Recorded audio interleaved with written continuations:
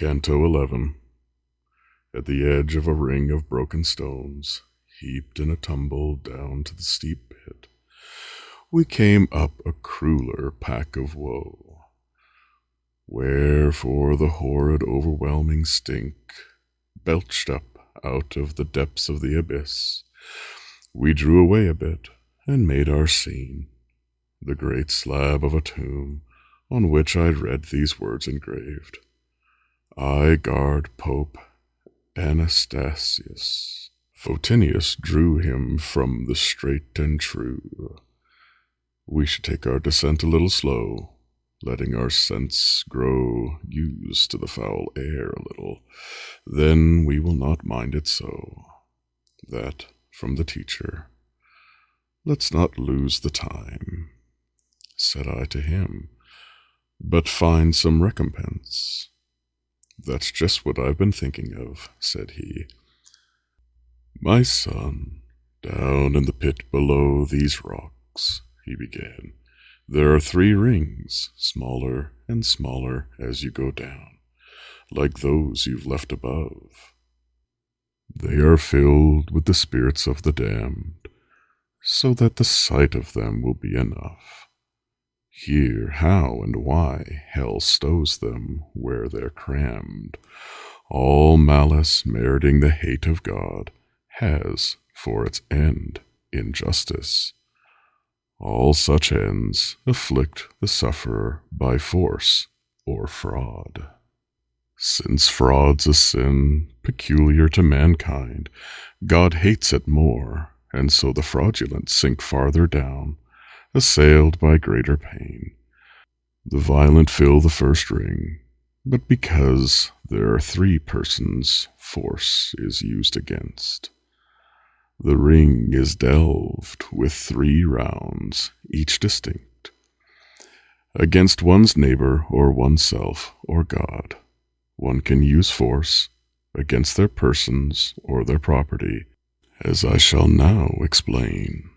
Violent death and vicious wounds are sins against one's neighbor, and his property may suffer arson, ruin, and forced loss.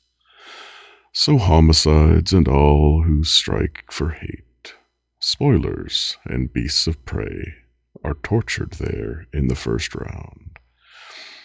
In all their separate packs, men can raise violent hands against themselves and their own goods, so in the second round, it's fit that they repent to no avail.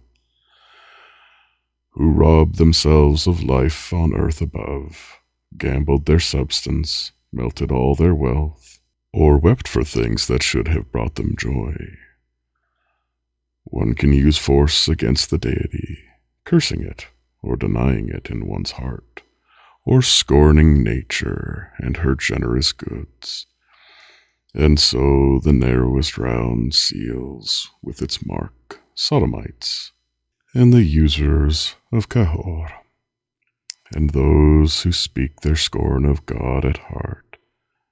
Now fraud, which bites at every conscience, can be used on one who puts his faith in you, or one who pockets no such confidence. This latter type of fraud appears to cut only the bond of love which nature makes, thus to the second circle for their nest. Go flatterers, swindling sorcerers, hypocrites, impostors, pickers of purses, simonists, panderers, and greasy palms, and all such filth. The other fraud forgets 2 bonds of love, one made by nature, and one added on, from which a special faith to keep is born. So at the bottom of the universe, where Satan sits, in the lowest ring of all, traitors are laid to waste eternally. Teacher, your explanation is quite clear, and you've pieced out this chasm very well, said I, with all the people it confines. But tell me, those up there in the swamp slime, those wind-swept spirits, those the rain beats down, Those tongues that jeer when they collide each time, why aren't they also in this city of rust to suffer, if God holds them in his wrath? If he does not, how is their suffering just? And he told me, how is it that your mind goes madly wandering so far from itself? In what direction have you turned its gaze? Don't you remember your philosopher? The Ethics, where he treats, at length, the three propensities that heaven does not will, incontinence, and malice, and deranged bestiality, and how incontinence offends God less, is taxed with lesser blame? So, if you study his conclusion well, and bring back to your mind who those souls are who bear their penalties in upper hell, you will perceive why they are parted from these villains here, and why less angrily heaven's vengeance brings on them its hammering blows. O Son, who clear and cure all troubled sight, you please me so much when you solve these things. No less than knowledge, doubt is a delight. Could you go back a little? Though, said I, when you said usury's an offense against God's bounty, there's a riddle to untie.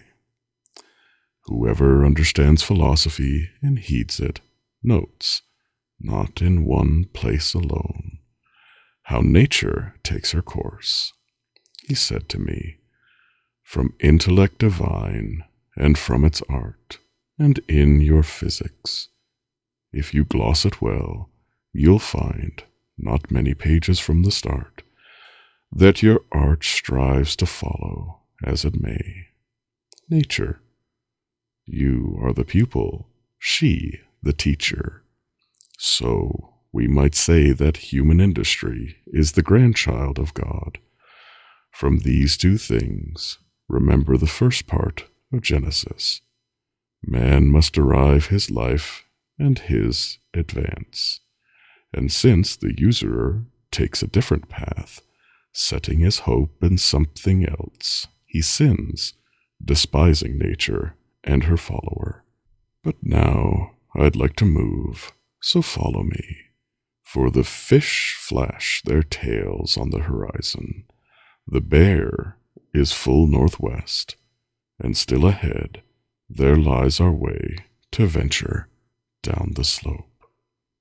End of Canto 11.